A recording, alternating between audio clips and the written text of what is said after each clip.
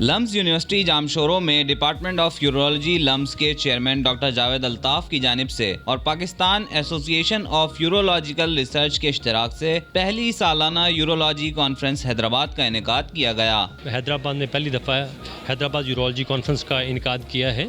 یہ وہ کانفرنس یہاں منعقد ہوئی ہے پہلی دفعہ، اور یہ ہر سال ہوا کرے گی انشاءاللہ۔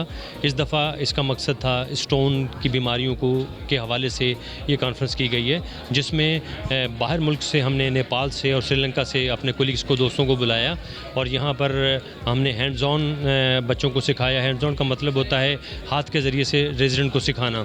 اس کے بعد پھر ہم نے جو ہے آپریشنس کیے، لائیو سرجیکل آپریشنس کیے۔ اس کے بعد آج سائنٹیفک سیشن تھا اور یہ کل تک جاری رہے گا۔ اسٹون ڈیزیز ایک بہت بڑا سبجیکٹ ہے، بہت بڑا مضمون ہے، تو جتنے بھی اس میں مختلف قسم کے اسپیکٹس ہیں گردے کے پتھریوں کی بیماری کے بارے میں، ان کی پریونشن سے لے کر، یعنی اس کی روک تھام سے لے کر اس کے علاج تک، اور اس کے فالو اپ، اس کی انویسٹیگیشن، تشخیص اور علاج، آپریشن کے جدید طریقے۔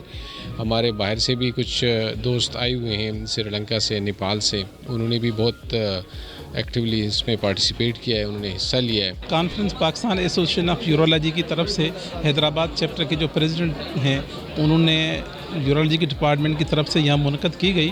اس میں پورے پاکستان سے اور پوری دنیا سے، باہر سے پروفیسر آئے ہیں، جنہوں نے آ کے اپنی ریسرچ کے بارے میں، اپنی نئی ٹیکنیک کے بارے میں اپنے کالیج کے ساتھ شیئرنگ کیا، اور اسٹوڈنٹ کے ساتھ لائیو سرجری کر کے ان کی اسکل ٹرانسفر کی۔ اور ایسی کانفرنس ہر سال ہونی چاہیے جس سے زیادہ اسٹوڈنٹ کو فائدہ ہو۔ پہلی یورولوجی کانفرنس حیدرآباد میں کراچی و دیگر شہروں، جبکہ نیپال اور سری لنکا سے یورولوجی ڈپارٹمنٹ کے ہیڈ یورولوجسٹ کو بھی مدعو کیا گیا۔ Visit Hyderabad to participate in the first Hyderabad Urology Conference. It is a very special moment for me personally and for Sri Lanka as one of the closest friends of Pakistan. So it is a great honor to be invited by the President, President Javed, and also to meet once again the President of the House and Professor Mohammed Ayas. And I must say that the quality of the conference has been truly remarkable. We have seen the hospital, we have seen the equipment, and I must emphasize that the technology that Professor Javed has managed to procure to his department is second to none. And we have seen the highest quality and caliber of surgery being performed.